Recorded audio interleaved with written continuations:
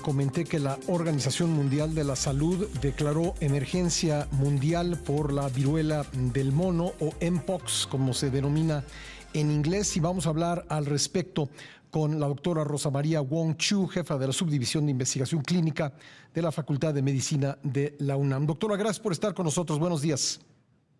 ¿Qué tal? Buenos días, Pascal. Buenos días al auditorio. ¿Qué diferencia hay entre esta variedad de la viruela del mono que fue detectada en el este del Congo y pues la que ha circulado por diversas partes del mundo en meses recientes, incluso en México?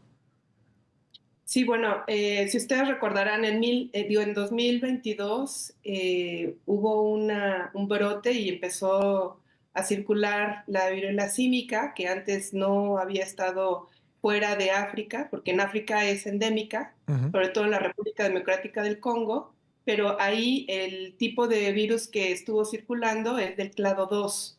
Ese tipo de viruela símica da una enfermedad que es mucho más leve. Sin embargo, ahorita la emergencia de salud internacional que se declaró el día de ayer por el doctor Tedros Adhanom de la Organización Mundial de la Salud está dada por el clado 1, que es un tipo de viruela símica que es mucho más transmisible y que además al parecer puede ser un poco más agresiva. ¿Es mortal? Sí, es mortal, tiene una mortalidad del 3%.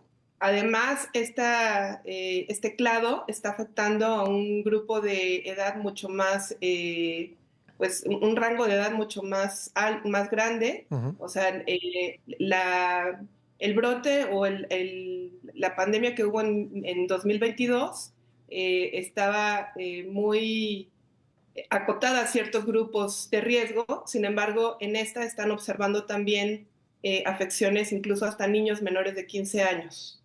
En esta ocasión. En esta ¿Cómo, ocasión. cómo se contagia? ¿Es un virus que se transmite por vía aérea, como las enfermedades respiratorias, como el COVID, o es un virus que se transmite por agua o por tocar una superficie contaminada y luego llevarse las manos a alguna parte húmeda del cuerpo?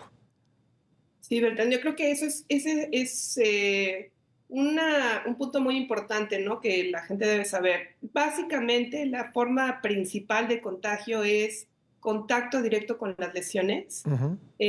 Este brote que se ha estado observando en África desde el año pasado está asociado más que nada a cadenas de transmisión sexual. ¿Sí? Entonces es más por contacto sexual, pero también puede ser transmitido por vía respiratoria en personas que tienen un contacto estrecho con aquellas personas que tienen la infección. Entonces, básicamente es por contacto con las lesiones, por contacto sexual han sido los últimos brotes, sobre todo el del 2022, que empezaron a haber muchos casos alrededor del mundo, incluyendo México. Ujú. Era más que nada por contacto sexual. En este caso, lo que han encontrado la Organización Mundial de la Salud es que también se asocia a cadenas de transmisión por contacto sexual. Sin embargo, hay otros que se han infectado mediante otras vías, ¿no? Pero la forma principal de infección es por contacto con las lesiones. Bueno, en el caso del COVID, lo recuerdo porque lo reporteamos y lo hablamos al respecto ampliamente y hablamos con expertos, se sabía que era más transmisible antes de presentar los síntomas y eso es lo que volvía las cosas complicadas. En el caso de este Mpox o viruela del mono, ¿cuál es el momento en que es más transmisible?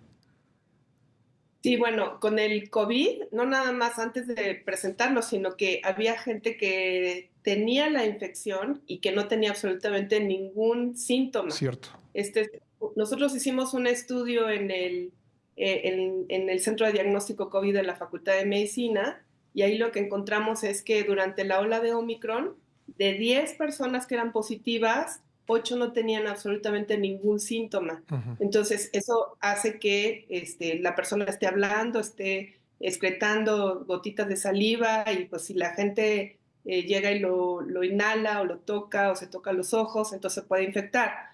En el caso de la viruela símica, el punto donde hay un mayor contagio es cuando están las lesiones. Ujú. Estas lesiones que, bueno, el cuadro clínico consiste en fiebre, puede haber dolor generalizado de cuerpo, malestar, y empiezan a salir unas lesiones que primero se ve una manchita roja, después sale como un granito rojo, después le sale una vesícula y le sale una pústula. O sea, Ujú, esto es un grano que tiene pus adentro. ujú. Esa es la parte que es mucho más contagiosa de todas, ¿no? Estas lesiones que salen en la piel y que es el punto donde puede haber un mayor contagio. Sí, tengo un par de minutos nada más y quisiera hacerle dos preguntas rápidas. La primera, ¿cuánto tarda la recuperación de un paciente que se ha contagiado de viruela del mono en esta variedad del clado 1? Sí, bueno, yo creo que esto depende también del estado de inmunocompromiso. Hay personas que tienen VIH que tienen algún tipo de inmunocompromiso porque como ya lo mencionamos previamente, muchas personas que tienen estas prácticas de riesgo con múltiples parejas sexuales pueden tener, además de la viruela símica, pues pueden tener VIH, pueden tener herpes, pueden tener otras enfermedades de transmisión sexual.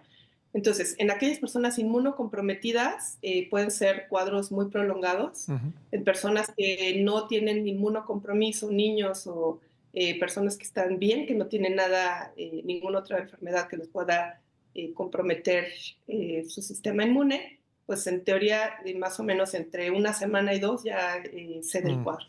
De acuerdo. Y la segunda y última pregunta, ¿existe una vacuna contra la viruela del mono? Hay vacuna y hay antiviral, Ujú. pero en México no tenemos ninguno de los dos. Estos están disponibles en Estados Unidos y en Europa. Y bueno, para quien tenga posibilidades, ¿es conveniente ponerse la vacuna?